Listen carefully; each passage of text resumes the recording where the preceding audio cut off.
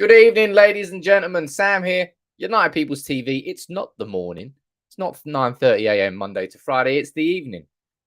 A lot of you have been asking me to start doing live streams in the evening, so I'm going to start doing a few live streams. I don't think I'll do them every single day. I've got better things to do. I'm joking. But tonight we're going to be speaking about Solskjaer. We're going to be speaking about Conte. I haven't actually spoken to you directly about Conte yet. The only time I've really spoken about him, I did one video when I looked at potential replacements, when it looked like it seemed inevitable that Ole Gunnar Solskjaer was going to be sacked. And I took a quick look at Zidane, took a quick look at Conte, and took a quick look at Ten Hag. Tonight, we're going to speak about Conte in a bit more depth because you cannot ignore all the stories and all the rumours and all the reports that are happening. I'm going to run through all of that with you. We're also going to run through all the latest news, looking at the next 4 weeks ahead for Solskjaer. We spoke about it in depth this morning. But as I said, you really wanted me to start doing these evening shows, so I'm doing them. So make sure you drop a like on the video. As always, I can see Gary watching on Facebook, Daniel, Darren, Dale, Fawad, lots of you watching. Good evening to all of you. Hope you've all had a decent day at work. But let's talk about Manchester United. As sad as Manchester United is right now, and it's becoming a bit of a soap opera now at this point, isn't it? That's what I said on Twitter earlier. It really is. And I'm going to speak about that in a bit more depth. But if we can head straight over to the news, here on United People's TV, I don't mess around. We don't muck around here, do we? We get straight in. We talk about it. We get straight to the point. Andy, I can see you watching on YouTube. Steffi, I can see you too. Keith Thomas, Mason, plenty of you there. Nice to see you all. And I hope you had a decent day at work. But let's talk about Solskjaer. Let's talk about Manchester United, right? So we're going here and we're going straight to Paul Hurst. And he's kind of, saying the obvious here.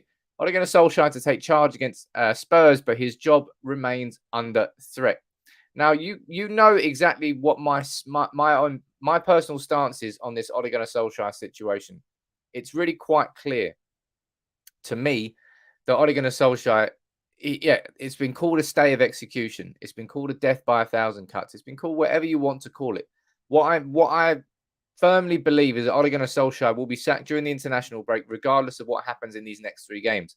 I think Manchester United as a club have made their decision up over Solskjaer.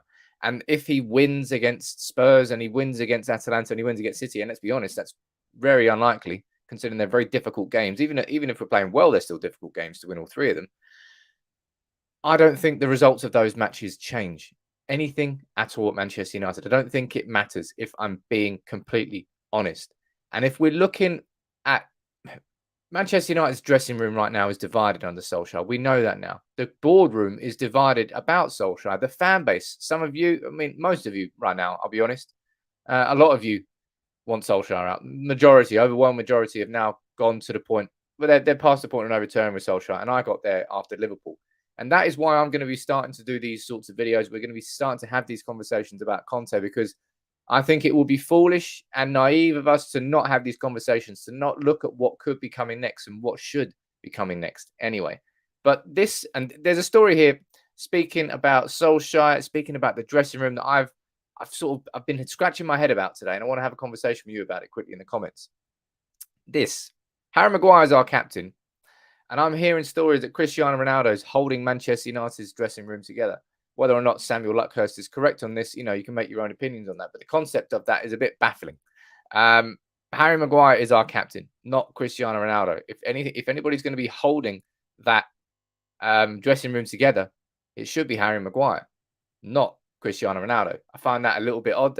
Samuel Luckhurst here saying that many Manchester United players have lost faith in Solskjaer, but Ronaldo has implored that they should be showing some support. And it goes into, we don't need to look at the rest of the story, if I'm being completely honest. It's just that headline there. Gary, you're saying, I've seen Ronaldo apparently went to speak to Sir Alex. It's a bit crazy. Everything's a bit odd. JK, I can see you there as a member of the gang saying, thank you for doing the evening show. It's 4:30 in the morning. Until, what do you mean? Out of bed, man. Out of bed in the morning. I'm joking. But yeah, I appreciate all the supporters from all around the world, because so many members from Australia, they're going to be in bed right now, I think, from America, from Canada, they're all around the world. I appreciate that. And that's why, if you want me to start doing these shows, then just show the support on the channel. Drop a like on the video, subscribe if you're new. And yeah, I'll do more content if you want more content. It's as simple as that. yeah, I can see a lot of you are a bit confused here with what's going on with the idea that Ronaldo is in the dressing room. And yeah, it's a bit strange. But that's regardless of whether or not that's true.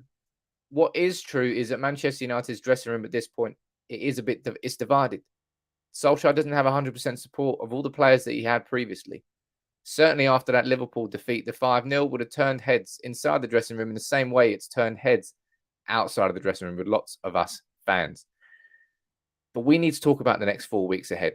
That's the title of the video. That's what I'm looking at down below. And that's what we're going to have a conversation about, because I want to take a look ahead at where we all feel we actually will be by the time, if we have a, well, sorry, lost the ability to speak there.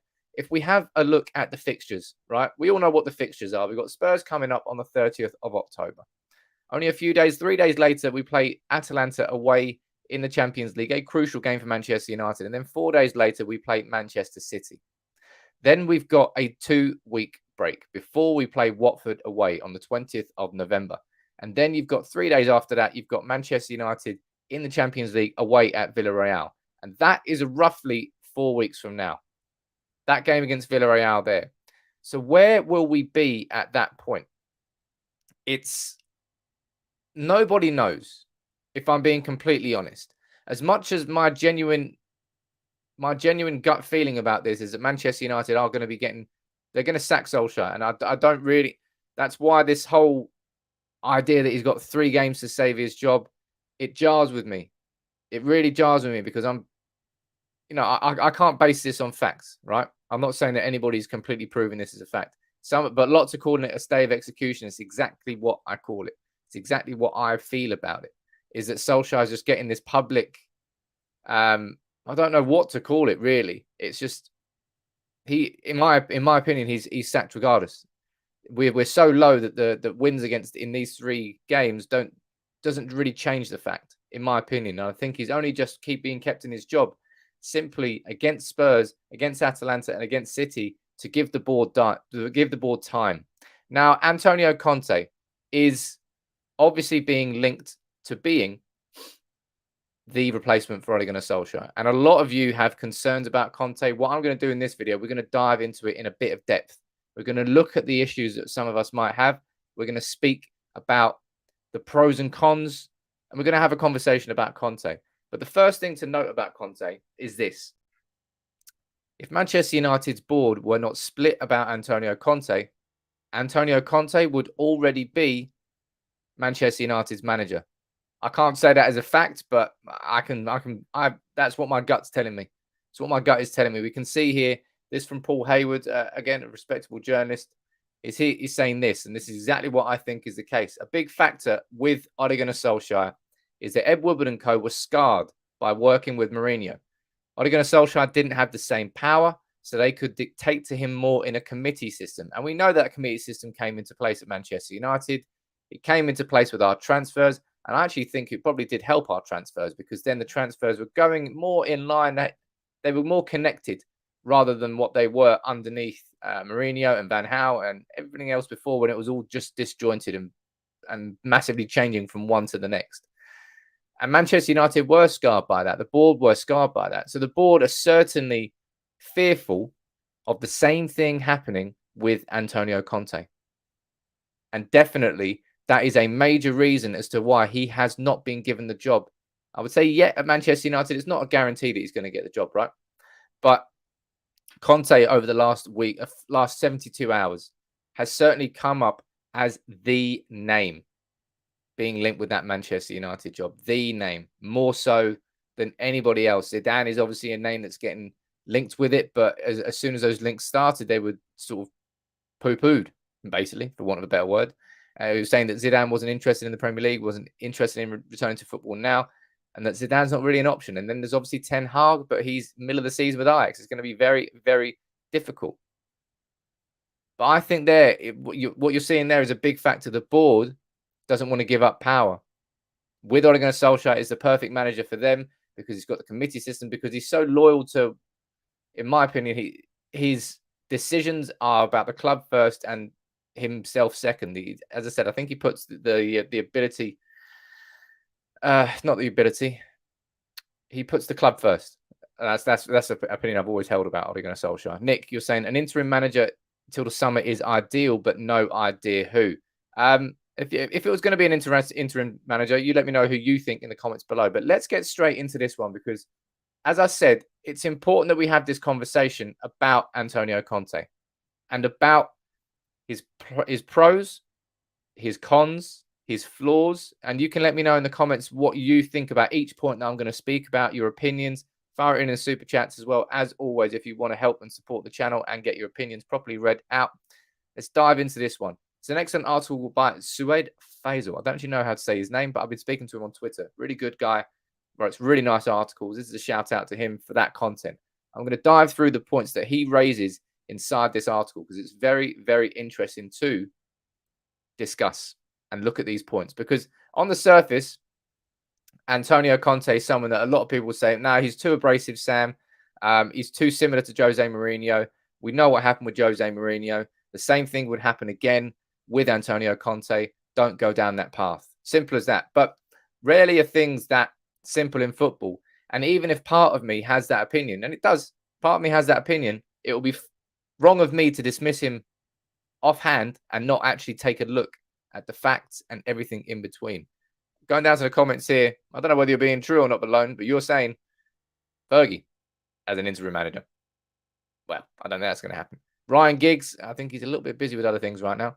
Shashank, you're saying, yes, Sam, finally you said he's right. The board doesn't want to give power to Conte. The circus will run, blah, blah, blah. Yeah, I think the board is a massive factor here. And the board are not giving up their power. I mean, it's almost like the Glazers are the biggest problem at Manchester United, and the board of Manchester United are still the biggest problem. Who could possibly have predicted or said that? And you're saying, I guess I'd take Conte as interim. However, I don't think he'll be back to buy anyone in January, and we need at least one defensive midfielder. Well, he wouldn't really have to buy anybody, would he? Because you get Brozovic on a free in the summer, so you wouldn't have to pay too much if you're looking at signing him in January. But let's take a quick look together at these points. I can see Aaron, you're saying Roy Keane as an interim until the summer. I mean, that would be entertaining at the very least.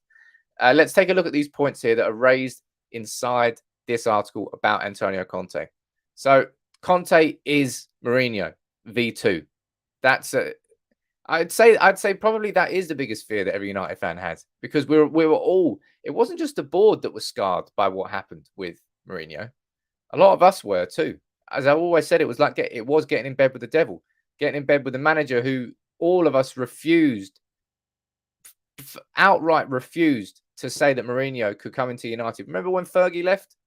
If Mourinho had come in after Fergie, all hell would have broken loose in the United way, and it wouldn't have happened. It didn't happen. We had to wait until after Moyes and Van Gaal before we got him in.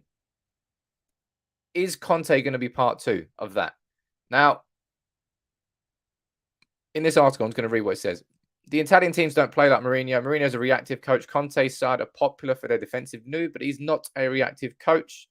Klopp and Guardiola are good defensive coaches as well. Conte's sides are unlikely to press high up the pitch in every game like Guardiola and Klopp, and United fans might say that this would go against the attacking ideals at the club. Now, an important point to ask you here. What's your opinion on that? About Manchester, was about speaking about these attacking ideals at Manchester United. Do you think that right now, at this point, that we're maybe focusing on the wrong things? That right now at Manchester United, we're focusing on these core ideals of the club, which we've lost anyway. We've lost this idea that we're an attacking force. Yeah, okay, we've got great attackers in our club, but right now we can't finish for toffee at the moment. And I would say last season was decent. I think Solskjaer had a good season with our strikers, but our finishing's been largely quite bad this year, and we're not scoring that often. And I wouldn't say we're a massively dominant and attacking side. We're a counter-attacking team. Fergie obviously was very good at the counter-attack. But do you think maybe we're sort of focusing on the wrong things right now at Manchester United? And this idea that if Conte came in, that it would jar against the attacking ideals of the club? Let's go down here. Dennis, you're saying we can't keep on losing again. Conte would bring some stability, says Sergey. But I can't stand this arrogant goose. I mean, are geese quite arrogant? I suppose they are. Ben Grimshaw, how you doing, man? Big up to you as well. Nice to see you watching. Drop a like on the video, as always. Why is nobody thinking Roy Keane? Seriously, people, don't actually say Roy Keane as a genuine option. I thought you were all being sarcastic about that one. Roy Keane's not going to happen. Let's go back into this article there and discuss this next point here. Antonio Conte's title-winning Chelsea team scored more goals than all of two, but Manchester United's teams under Fergie. And I think that's quite an impressive little stat there. I'm not coming here with Fergie slander, and trust me, I'm going to be covering that a little bit later in the show. But that's quite impressive, if I'm being completely honest. So while Antonio Conte is somebody who clearly builds his teams on a defensive solidity, it's not to say that he does not score goals. All right. Let me go down here. Paul Scholes, is he on the cards? I don't think Paul Scholes is going to be on the cards as an option. Rooney, Big Sam. Oh, my God. Are we really that low? Are we really that bad? Jesus Christ. Some of you get to me sometimes in the comments. Seriously. James, you're saying Conte would set United back to where they were when Mourinho was sacked to undo all the progress made by Solskjaer. Now, James, I know you're not the only person who has that fear, and that's why I'm doing this video. That's why we're having this discussion. That's why we're talking and looking at Conte. And for me, the biggest fear is that, is that regression. Is that going back to what I was so glad to move away from with Ole Gunnar Solskjaer. And Conte, as we know, is somebody who, when he was at Chelsea, he did it so well. When he's at Inter, he did it well too. He loves a 3-5-2 or a 5-3-2. No matter what you want to call it. 3 centre-backs, 2 wing-backs, 2 holding midfielders, and 2 attackers. He loves that formation. Was it 3 in the middle? Yes, 3 in the middle, sorry, not 2. It's what he's based a lot of his managerial career on, but as is described in this video, it's not as if he sticks simply to that as well. Conte at Juventus, he played 4-3-3 for large parts of the season. 4-2-4. Looking at the 4-2-4 that we're using right now. Don't mention the words 4-2-4.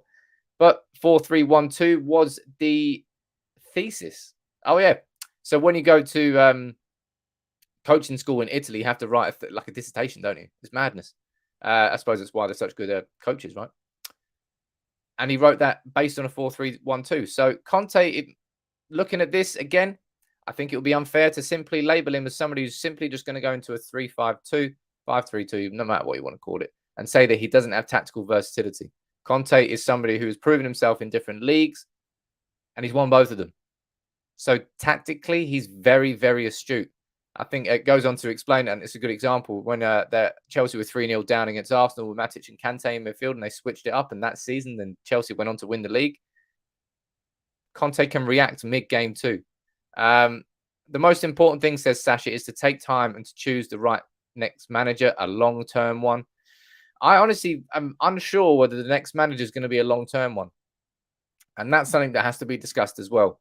Because I think whoever comes in is not going to get a massively long contract at Manchester United. Especially because Solskjaer's just signed a 3-year extension, and now Solskjaer's about to get sacked. I don't think he's going to get a huge contract. James Bradley, you're saying Mark Hughes. So we're seeing lots of former names getting thrown about. Adrian Dixon, you're shouting Rio Ferdinand. Well, he doesn't have any experience. I think we're a little bit done, aren't we? Of managers, of people at the board, of everybody at every level at Manchester United learning on the job. It's not what we can afford to do anymore. So Conte here, as I said, he might be somebody who is known as using a 3-5-2, but he's not somebody who's simply hold into that 3-5-2. Klein, you think it's going to be a 2-year contract for the next manager? I think that would probably be about right. But this is an important point to discuss. How is Conte as a man manager? It's a big fear that a lot of United fans have. How abrasive will he be when he comes into this squad? How will Conte be? Will Conte fall out with players? Will Conte do the Mourinho style of management and like the siege mentality? And it's either you're with me or you're against me. One of the two.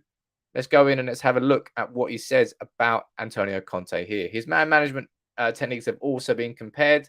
Conte doesn't want to be your friend. He's unlikely to partake in mind games like opposition managers. I like this little snippet he's saying here. If you've ever seen Full Metal Jacket and you know the sergeant, he's a proper drill master. And it sounds like that's the sort of person. And what I'm going to do, actually, I've already organised it. I might have it tomorrow, maybe. I'm having a chat with the guys at Italian Football TV. If you know them on YouTube and Twitter, they're good guys. I'm going to be speaking to them in a collab, speaking about Antonio Conte, finding out from them how Conte was, and looking at all these key points here that are discussed in this article, and hearing it from an Inter Milan fan's point of view, somebody who's watched him for the last 2 years, saw what happened when he came into the club, what he did with the club, how he went from second to first, and what happened when he fell out with the club. Obviously, that was down to Inter Milan and selling their players, X, Y, Z. So that's going to be an interesting collab, and hopefully offers real insight from a fan's perspective who's watched him for 2 years into Antonio Conte. Johnny B, I can see you there, joined as a member. Nice to have you on board, Johnny. Where are you watching from, mate? Let me try and give you a shout out in the comments. Chris, I can see you there. Nice to see you. I think we have to accept that irrespective of who comes in, the longevity of Sir Alex era is not conducive to modern day football. It was a very, very fair comment, I would say there. It isn't. You're going to get examples like Pep Guardiola and Jurgen Klopp that are going to stand out. And then you're going to be like, well, why can't we do that? There are going to obviously be examples. There's anomalies in every single part of life, really. And yeah, United tried to go down that path immediately with David Moyes, right? David Moyes was brought in to be a long-term replacement, and it blew up in the club's face. And then we went to Van Gaal, and then we went to Mourinho, and now we've gone to Solskjaer, and we thought we finally got the long-term, and it's just not happened again. Football changes so quickly in the modern era, and it's so competitive in the modern era that this idea, I believe, of like these long-term managers would be tough, would be very tough. JK, you're saying Ernesto Valverde as interim to get the team ready for Ten Hag coming in the summer. Now, do you think, yes or no, do you think there's any chance, per se, do you think there's any chance that Manchester United could get Antonio Conte in, get him on a short-term deal, get Conte in as an interim manager until Ten Hag in the summer? Do you think there's any chance that could happen? Let me know. Type yes or no in the comments below. We've got Marius watching all the way from Italy in Turin. Turin in Italy. How you doing, buddy? Nice to have you here. And we've got Bro watching from Zambia. Good evening to all of you. Let's talk about the next point. So we've spoken about his style of play. We've spoken about how he is as a man management. Now, this is probably going to be the biggest sticking point with Antonio Conte, for fans anyway. What about the youth? What will Antonio Conte do with the youth?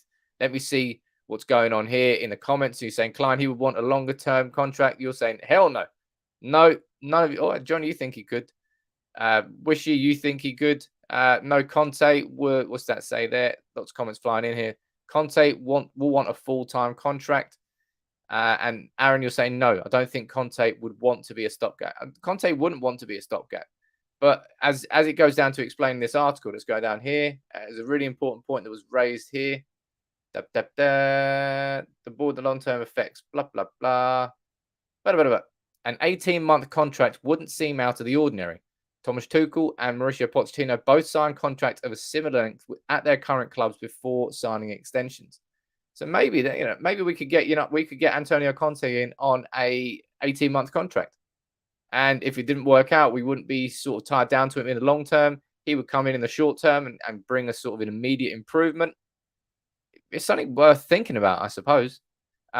Walid, you're saying, Sam, I don't think Conte suits the United DNA with a 3-5-2 system. It's a big old comment, this. Several victims. Coach doesn't rely on the young, looks for experience. No matter how the game looks, he never changes his system. Great coach. That's my opinion. I could be wrong. Well, that's what I'm doing with this video, my friend. That's why I want to run through and look at each point and just have a little conversation about it. So the next point I want to talk about with Conte is youth players. Do you think Conte, would it be a problem for Manchester United's academy if he came in and was our manager? Because as we all know, the academy is so important. That's such a key part of the fabric of Manchester United. It really is. And we've got Marcus Rashford who's come through. Got Paul Pogba, if you want to go really back to where it is. You've got Mason Greenwood at the moment who's come through. There's so many. But youth, let's quickly see what's said about youth here. Conte is a manager who's almost always going to have a fixed 11 with a few regulars coming off the bench. But I did like this part here. Those who fit the system play some of their best football under Conte. Conte is a master at masking a player's weakness and highlighting their strengths. Talks about Pogba as a left midfielder. Hazard used in that Chelsea setup. Used Lukaku as a right centre forward as part of a centre forward pairing. You've got Pirlo who dropped into being a defensive midfielder. Conte, with certain players, can certainly get the most out of them. With other players, maybe with younger players, he wouldn't get the most out of them. He wouldn't really play them at all. It's this jarring. And that's kind of the problem that Manchester United have now, because as it goes on to explain this article, you've got you have a squad where you've got Ronaldo, who's Ronaldo. He's 36. He's going nowhere. He's getting no younger. You've got Pogba and sort of Bruno Fernandes, who are coming into sort of the prime years of their career. You've got Mason Greenwood, who's young, still young and up and coming. You've got Rashford, who's probably moving towards his peak. You've got a squad which has a big a set of players all at different points in their career. So I think no matter who comes in, whether it's Antonio Conte, whether it's Erik ten Hag, whether it's Zinedine Zidane, what happens when you move between managers is you get some victims. Some players will not fit that new system. And I'll be completely honest, what we have right now at Manchester United isn't working anyway with the players that we've got. I do think Ronaldo coming in, I've spoken about that before. I think it was a bit of it made it almost an impossible job for Ole Gunnar Solskjaer. Not that I'm giving an excuse, but it's, Ronaldo's so different to everything we were building towards. It's just a bit weird. Let me go down to the comments here and see what you think and what your opinions are. Lonely saying United is all about bringing in youth. Conte will just be another Jose, in my opinion. Apex, you're saying, Sam, does United have contingency finances to pay out Ole and hire a new manager? United have always got cash in the bank. I think the cash in the bank went down because of COVID and everything with the reaction to the pandemic. But Manchester United have got credit lines with the bank, and paying out Ole Gunnar Solskjaer will not be a problem. And it also will probably be significantly less than Jose Mourinho. Solskjaer wouldn't have held that, sort of held United to account on that. He wouldn't have got a huge payoff. That's my own opinion anyway. Good Putin. Is there a good Putin? I don't think there is. You're saying get Conte in soon. And Kong, you're saying getting Conte now would be a panic move. And Pranav, you're saying keep Solskjaer for the rest of the season and get Ten Hag in. Right. Well, and that's the thing is, that's the beauty of opinions, right? Everyone's got one, and a lot of them are different. Because if we all agree on that Ole Gunnar Solskjaer isn't the man for Manchester United anymore, he can't take us any further forward than we want to be, there's going to be a severe amount of disagreement as to what the next thing to do is. And that's why Manchester United haven't made the decision right now. United are taking their time because they haven't had that contingency plan. And right now, they're writing that contingency plan. And the concept of a contingency plan, you've got it there already to use when you need it, not making the plan when you need it. And that's what Manchester United are doing right now. In my opinion, that's the only reason that Solskjaer has still got that job.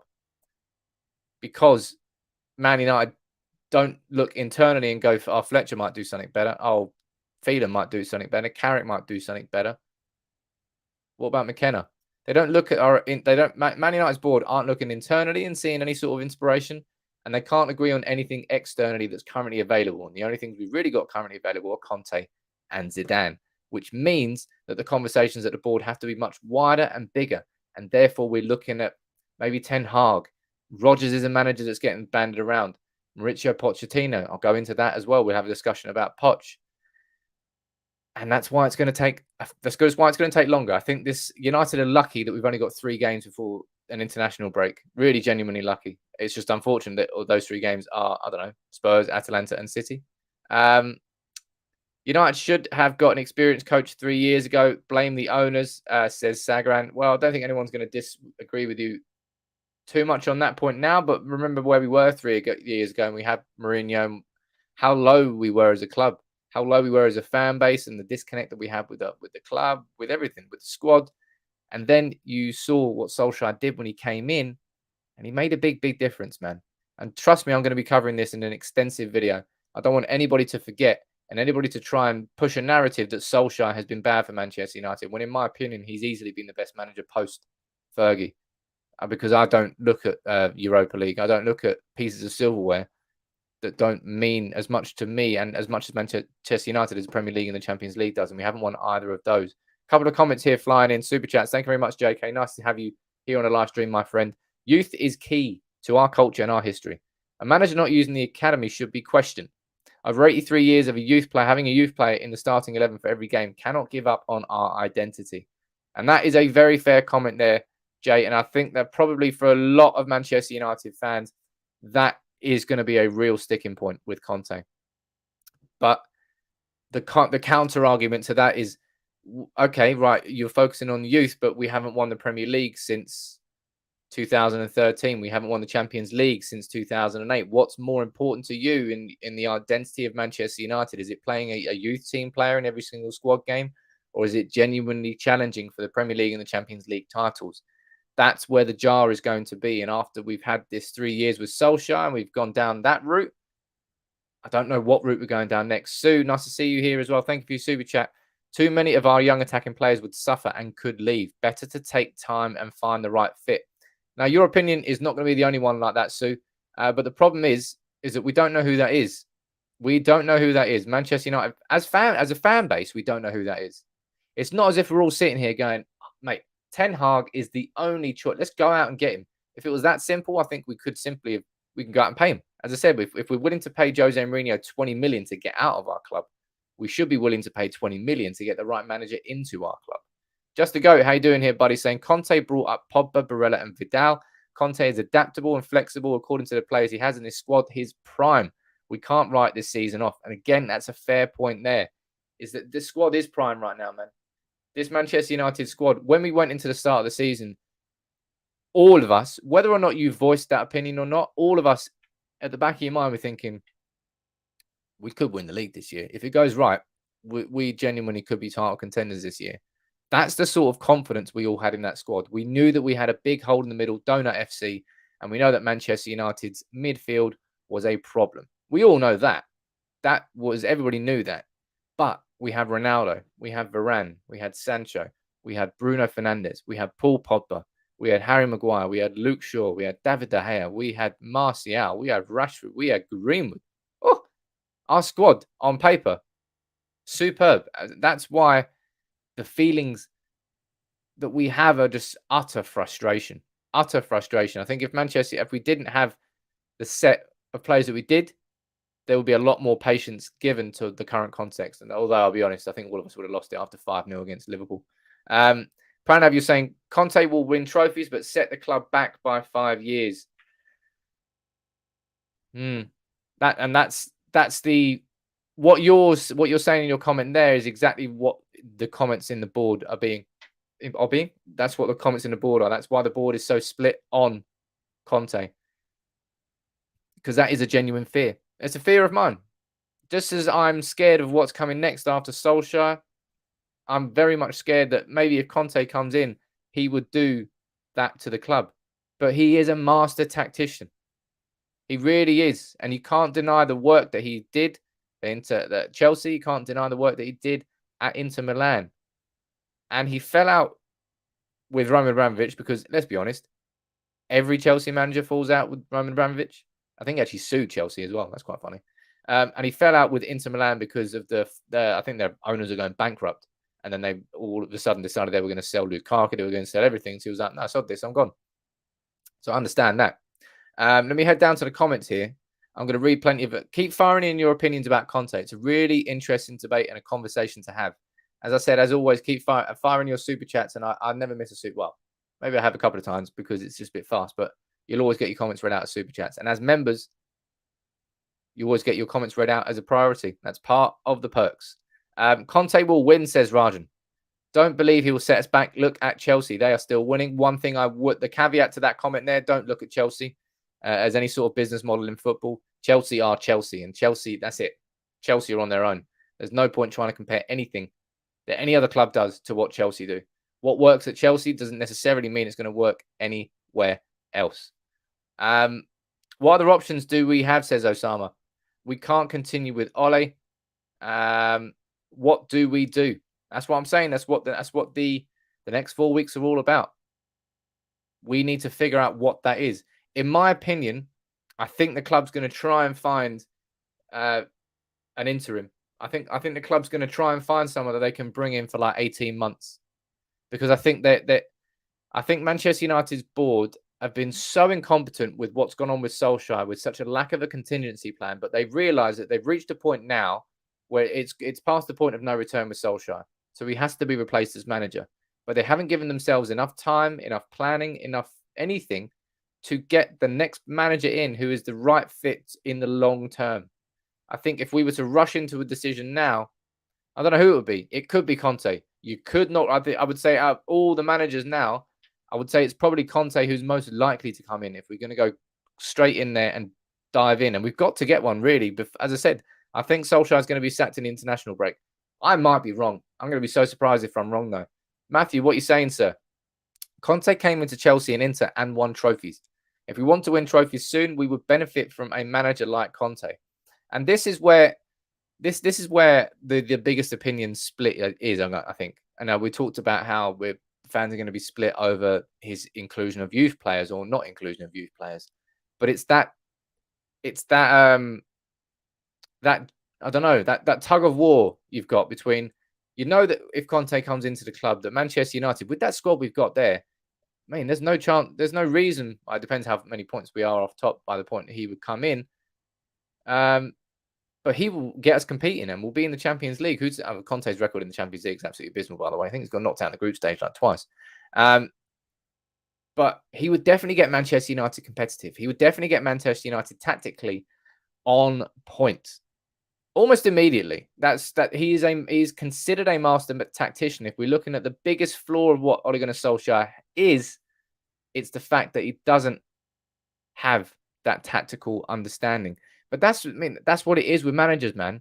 We're there and we talk about Ole Gunnar Solskjaer's man management being a big part of his game. Obviously, we've seen everything that's happened with Bailly and Donny van der Beek, and there are examples of it not working out. I understand he's not perfect, he's not flawless.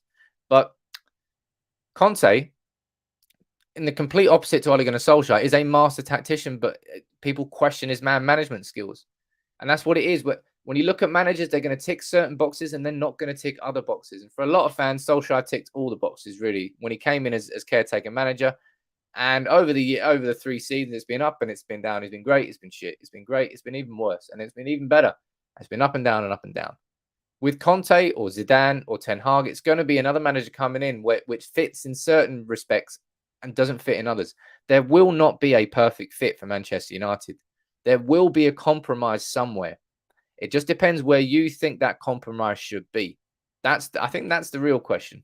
Nick, you're saying Conte in the short term, Ten Hag in the long term would be nice. On paper, Nick, that does sound fantastic. I've told you, I'm going to be doing that collab with Italian Football TV to find out a bit more about Conte. I'm interested more than anything. What really is he like? As a fan to watch him, what really is Conte like? And is he really Jose Mourinho part 2? Or is that just like an unfair comparison that's put on him? And Ten Hag, I'm going to do the same thing on Ten Hag because he's done such a brilliant job at Ajax. But Ajax are in the Eredivisie. Does that mean that if he comes to the Premier League, it'll all be different? That it wouldn't work? That maybe we're saying Ten Hag is better than he is? I don't know. He's doing it 4-0 against Borussia Dortmund in the Champions League as well. So it's not as if he's just doing it there. Chris Dawson, there's a comment there caught my eye. Let's have a look. The one wild card with Ole was the relationship with Haaland and drawing him in. That probably won't happen now if it was ever going to. Even if it was ever going to, I would say that it's not a reason to keep a manager because we might sign a player in the following summer. Absolutely. Who are the tacticians at United, says Bassi. And that's the problem. Manchester United, tactically, we don't have that sort of understanding in the same way that Conte does. Absolutely not. Let's go down here. We're speaking about his Champions League. Yeah, the board and the long-term effects. And I suppose this is where the majority of the concerns lie. We all know that Conte is a great manager and that his celebrations will endear him to United fans, but he's not a diplomat. He will not adhere to boardroom policies. He did sue Chelsea and he had a fractious relationship with Juve before resigning, but that didn't really affect the first team. That's an interesting little snippet there. So what exactly will United be hiring him for? As I said, if he comes in, and this is the key point here, United have put themselves in a situation where there are some players for the now, like Ronaldo, some players in their peak, like Pogba and Bruno, and some players who probably we should be building around building the club around for the future, Sancho and Mason Greenwood. There's no suggestion that neither of those would play under Conte, but it's an interesting point there. Something will have to give, and that's exactly what I just said there. What is your compromise? Let me know in the comments now. This is the most important question of the show so far. What is your compromise? Because whoever comes in next after Solskjaer, there will be a compromise. There will be an aspect of his management, whoever it is, which you don't agree with. Whether that is Antonio Conte coming in and his questionable relationship with the boards and the fact that he's probably going to fall out and his man management. Whether that would be Ten Hag and the fact that he doesn't have elite experience in a top division, and would he just come to Manchester United and simply, I don't know, be more like De Boer at Crystal Palace, for example? Or Zidane, yeah, he did it so well there at Real Madrid, but, is he just... I mean, what are the biggest questions about Zidane? I suppose it's there. Yeah, I mean, obviously it wasn't as successful the second time. But what's the compromise that you think you're willing to take, that Manchester United will be willing to take post Solskjaer? Because in my opinion, looking at the managers available, there is no like dream ideal candidate. I think before we got Solskjaer and I looked at Pochettino, I saw him as like an ideal candidate. I really did. And Pochettino, if we're looking here now,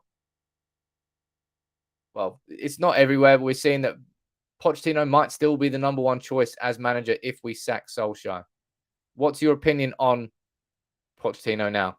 Because as I said, looking at Pochettino, and for a lot of fans, Pochettino hasn't won anything. So why would Pochettino be my top choice? But I saw so many... I don't know. For me, it seemed perfect on paper, that at the time anyway, with Pochettino and Manchester United before Solskjaer got the job on a permanent deal. But Pochettino obviously went to PSG, and we know what's going on there. Anthony, you're saying the compromise is winning consistently, not winning pretty, but winning. Benny, you're saying any player should go and try and adapt, quit trying to use all these excuses to keep your beloved Ole in the job. You're reading into this very wrong, my friend. Eddie Howe's a temporary replacement. I mean, all sorts of names are getting linked to United here. Conte is a serial winner, says Rajan. Karen V, you're saying Conte is a great manager, but so was LVG and Jose before they came to United. We need a manager who plays the United way. Now, one thing I actually do really, really feel about Conte, which is different to Mourinho, which is different to Van Gaal. When we signed Van Gaal, his best years were behind him. When we signed Mourinho, we hoped that some of his best years could still be in front of him, but they weren't. With Conte, he's a top-level manager who won the league last year in Inter.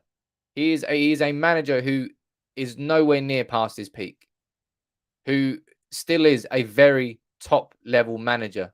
I wouldn't say in his prime. I'm not sure when managers do have their prime and don't have their prime. But Conte is not someone like Mourinho and not someone like Van Gaal in being a manager who's past it by the time Manchester United get him. So if Conte did come in, he'd be a very good manager right now. And we'd know that immediately. There wouldn't really be any concerns about that. Ben Grimshaw was saying, I think Conte is extremely short-term, i.e. the end of the season. I don't think his man management is for the modern-day footballer over a prolonged period of time. And that, again, that's why I want to speak to Italian Football TV to find out what really went on at Inter. Was there any players that he fell out with? Was there any sort of fractious relationships that marred his time there at Inter Milan? I really want to find out, and I can't wait to bring that video here. Yasin, you're saying Mourinho and Van Gaal weren't world class at the time Man United appointed them. They were not. None of our managers have been world class post Fergie at the time of appointment. Moyes, we took a gamble. We believed Fergie. It backfired. Van Gaal, we were so scarred by what happened with Moyes. We said, no, let's just go for the ultimate experience. We went for the man who just finished third with Netherlands at the World Cup. And that didn't work out. Then we went to Mourinho. We got in bed with a man that we said we'd never get in bed with. And that didn't work out. So what can we do at that point? We can go to the place where Manchester... Let's go back to Solskjaer. Let's go Solskjaer. And Solskjaer is a situation which worked out for Manchester United better than Manchester United thought it would at the time. At certainly the early 3 months, and he got the contract, and it went downhill, and then he went uphill, and then it was a topsy-turvy few years. But with Conte, if Conte was to come in, Conte would be a world-class manager right now. No questions. Whether or not he's right in the long term, whether or not he would have fractious relationship with the board, whether or not he would fall out with players, these are all questions that we'll continue to have over the next few weeks. But Conte is not someone like Mourinho and Van Gaal, who's past it, whose best years are behind him, in no way, shape, or form. Having issues with players is good. They need their egos ruffled. Good use of the word ruffled, Big fan of the word ruffled. Yeah. I mean, given what's happened at the moment, there's certainly a shake-up that's needed in this Manchester United dressing room. Sergei, Conte's a really bad temper. That's why he never stays longer than 2 seasons in one team. And that's something that's sort of being accurately described in what we've been speaking about tonight. He's not like he's not in the Mourinho is someone who's he's a bit sneaky. Mourinho has a lot of passive aggressive tendencies. A lot of indirects. He loves throwing shade. Conte, I think he's more likely to headbutt you than he is to speak behind your back. Different sorts of managers in that respect, but I can understand the comparison between the abrasive natures of the two, for sure. And trust me, I'm going to be doing in-depth short videos on this too. I'm going to be doing one on Antonio Conte. Depending on what's going on at the time, I might do one on Zidane too, and I'm going to be doing one on Ten Hag, looking at if that manager came into Manchester United with this current squad, what would the starting 11 probably look like? Because that's going to be a really interesting series to do. Thomas, how you seeing here, buddy? I don't think Conte is bad man management. Look at what he did with all our ex-players. He won the league with them, and they were told they were finished when they were under Ole. That's a good comparison. Obviously, I mean, remember Inter Milan, we were like, thank you very much, Inter. They took Lukaku, they took Darmian, they took Ashley Young. They take anyone else? Can't remember. And they went and won the league. So Conte's a good manager. I won't come on this channel and say that Conte was a bad manager, because he's not. It's whether or not, as I said, that compromise, where that compromise, I'm going to ask the question again. Not many of you answered it directly. Let me know what your compromise would be over that new manager, and why you'd be willing for that to be the compromise. Kumran, you're saying the compromise would be that Conte is used to playing 3-5-2, and certain players may not be equipped to playing with that formation. I mean, obviously we saw there, they took Sanchez too. Jeez, how can I forget about? I don't like kiss Sanchez. Get out of my worst signing we've ever made. Jeez. 3-5-2 at Manchester United. I mean, jeez. I don't know who would play right wing back. You probably got Aaron Wan-Bissaka, who's there, obviously, as our right back in the moment, but he's not a wing back in any way, shape, or form. He's the opposite. So I think Wan-Bissaka would be one player who really would suffer under Conte, or maybe not. Maybe Conte could turn him into an aggressive and adaptive wing back. Maybe. I don't know. I mean, if you can turn Victor Moses into a wing back, you can probably turn Aaron Wan-Bissaka into a wing back. Wenger until the end of the season. That just made me laugh. Oh, geez. More chance of me getting a job. Actually, there's not. But bring in a Joachim Low. I mean, what's he doing? Has he left the Germany job yet? That's a new name. Took Sanchez the sausage. He was a sausage. I mean, I quite like sausages, so no, not a sausage. What about Blanc, Steve Bruce? Jeez. Plenty of strange comments coming in here. But keep firing them in. It's good fun. Conte's one things wherever he's gone. He's a serial winner. And that's it, right? I've sort of been having arguments over the last few weeks about short-termism, about the concept of entitled Manchester United fans who want everything now, who want the title now, and won't take anything else. So in that sense, Conte is the perfect manager for them. So there's going to be a substantial part of the Manchester United fan base who will support Conte immediately, because they know that we're far more likely to win the Premier League this year, next year, whatever, immediately with Antonio Conte in. And then there's going to be a set of United fans who still hold certain values and really, really hold them and hold the club to account to them, and hold whoever is the manager to account to them, and the players as well.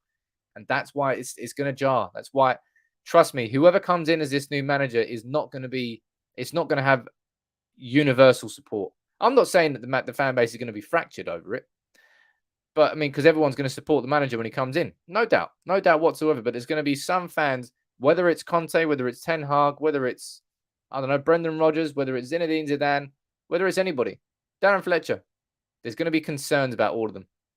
Absolute concerns. And whether Pochettino, do you think Pochettino is even a thing? You let me know in the comments. And Rajan, I think this is it. This is why maybe things are going to be accelerated this time. It's nearly been a decade since we won the Premier League. 2013. We've got a horrible 10-year anniversary coming up in 2 years. And we laughed at Liverpool for the fact that they went 30 years without it. We're about to equal equal. We're about to get to a third of the way there. 10 years. We've had nearly a testimonial length of time without the Premier League. That's a long goddamn time. And if you're talking about the values of Manchester United, the modern day image, not just Manchester United, we built our history overall on winning, on success. We've obviously had everything that happened in the 70s and the 80s, you know, it wasn't that good. But when Fergie came back, obviously we had FA Cups in between it too, but the support never stopped. Of course it didn't. And it was a tumultuous time. We think it's bad now. Geez, you would have hated it back then. You wouldn't have survived back then. And then the 90s came in, and then the 2000s came in, and Fergie helped United dominate Premier League football. And it instilled a value inside this club which cannot be ignored, which should not be ignored. And we've sort of semi-forgotten about. I think the standards at Manchester United certainly have dropped over the last 10 years.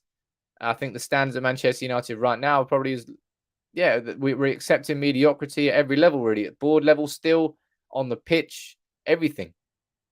And that has to change. But looking at these next 4 weeks ahead, as I said, we're speaking about that. Solskjaer's going to have a couple of players back. Players back in training here for the Spurs game, and this man's back in town. Raphael Varane. What's your reaction to that? Do you think the Raphael Varane will start against Spurs, yes or no? And more importantly, do you think the Raphael Varane will make any sort of sizable difference to this Manchester United defence? Because let's be honest, we've missed him. Jibak, you're saying, what do we need to do to steal Nagelsmann? You don't steal Nagelsmann. You don't. Simple as that, right? Where is he? Is he at Bayern? Is he just gone to Bayern? Yeah. Yeah, good luck with that. You don't steal Nagelsmann. Nagelsmann is going absolutely nowhere near Manchester United. Bayern are not letting him go. Again, that's another manager we've missed out on. Nagelsmann was available in the last few years. Klopp was available before he went to Liverpool. Pep, he was always going to City. That's a bit different. But we've missed out on some top managers in the last few years. Make no mistake about that.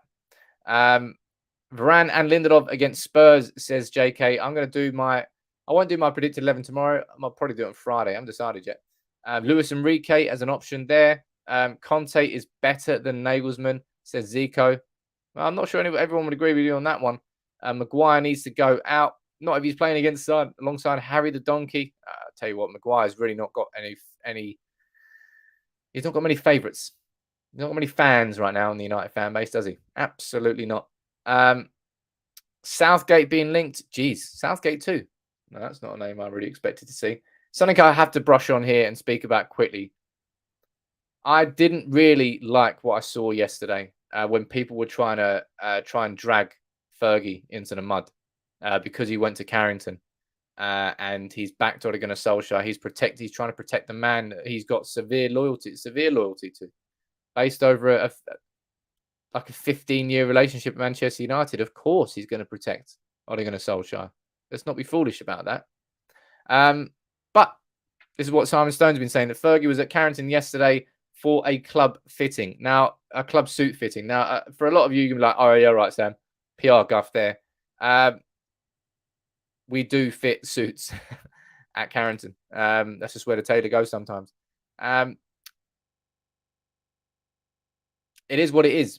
I think yesterday, the emotions have been so high over these last 72 hours that everybody's been in the firing line for United fans. Everybody, and Fergie got hit yesterday. AB, I wouldn't say Fergie's above criticism and won't hear anything against him. Nobody is above criticism. Come on, it's like the law, and no one's above the law.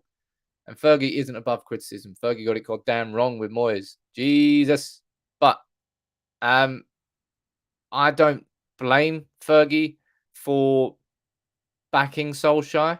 But what I would say about Fergie is I'm very surprised that he's seeing it differently to how I'm seeing it. That he doesn't see this as a it's almost like I think Fergie really does see this as Solskjaer being given another chance.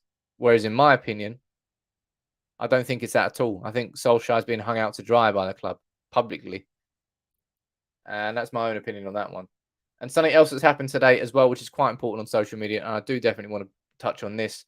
Josh Cavallo, who plays for Adelaide, I believe, out in Australia. Yeah, he's a first footballer professional footballer in a top flight in their country to come out as gay. And he has come out and it's been met with massive support all around the world. So well done to Josh for that. It's a big step towards inclusivity, towards equality for everybody. Rafael Varane here was sort of leading the way for Manchester United. So fair play to Josh for doing that. That couldn't have been easy. And I suppose it's going to be, it's another big step towards a modern, inclusive society, really. So well done to Josh for that. And I wanted to touch on that. Before I wrap up today, keep firing in your questions and your comments here. All right. Let me know what you think.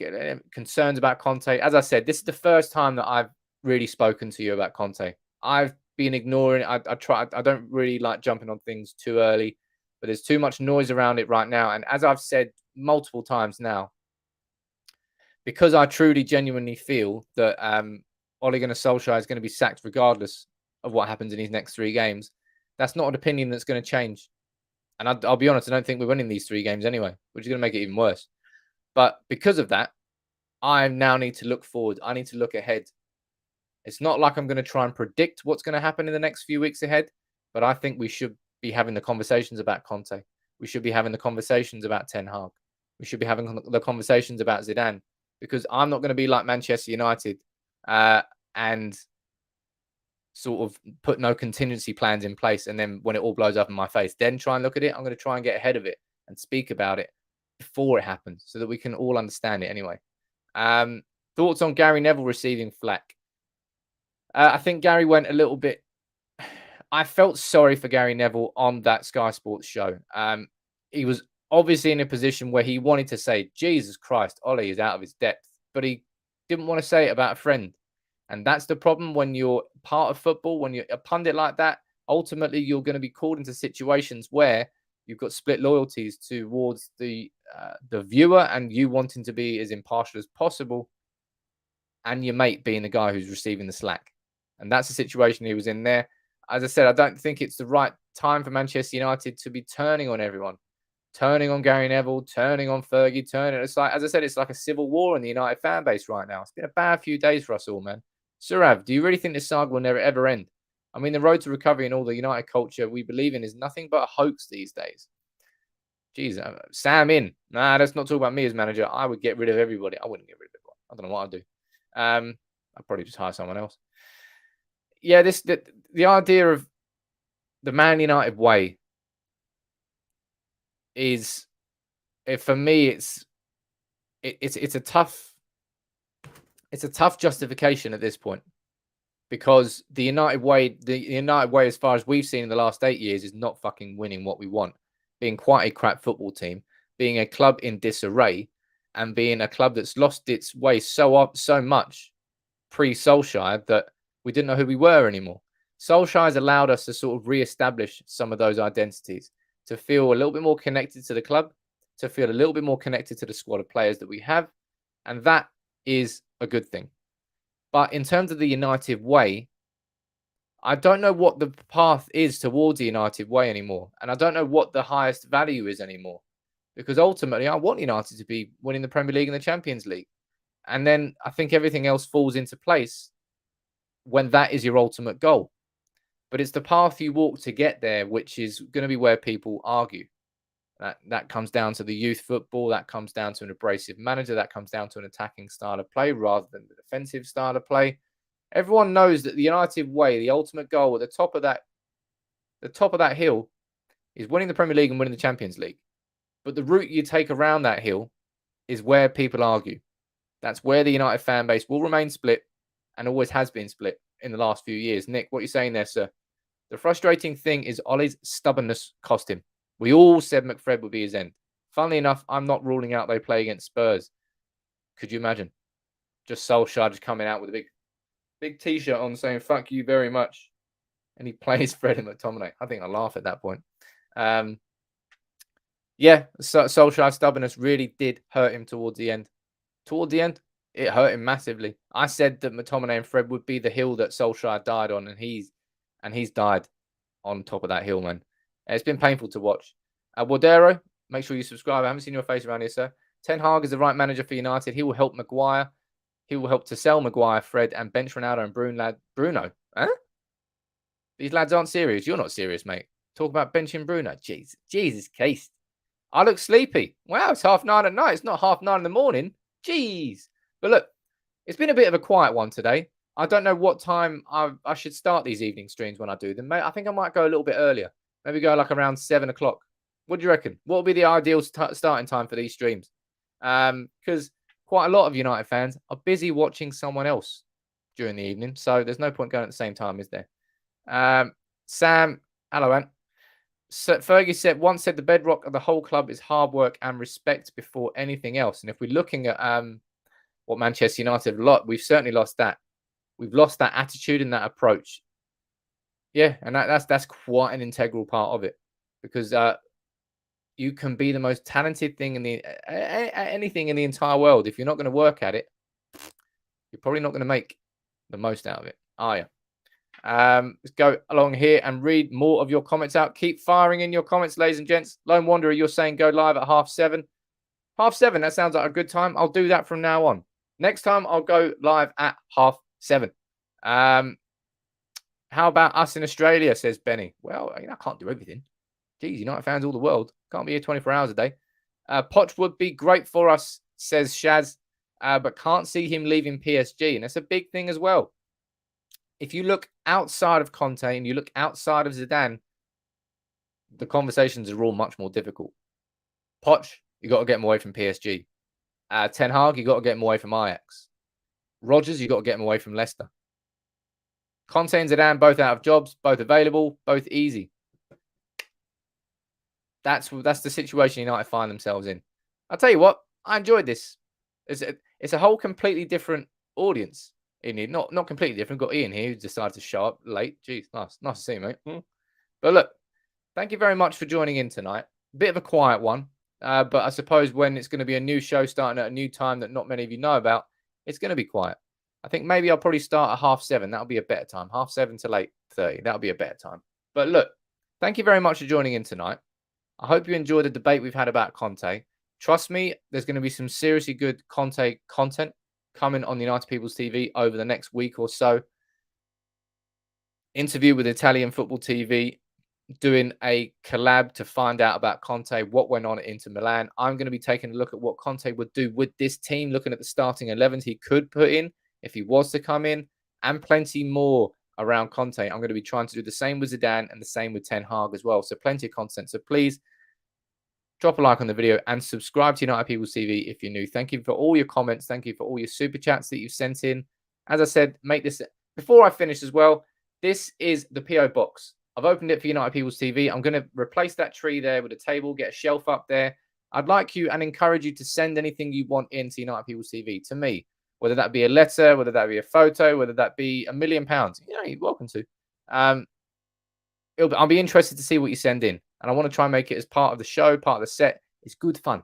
It is good fun. And trust me, I've got some seriously good giveaways coming up in the next 4 to 6 to 8 weeks. There's going to be a lot of CR7 shirts. That's all I'll say.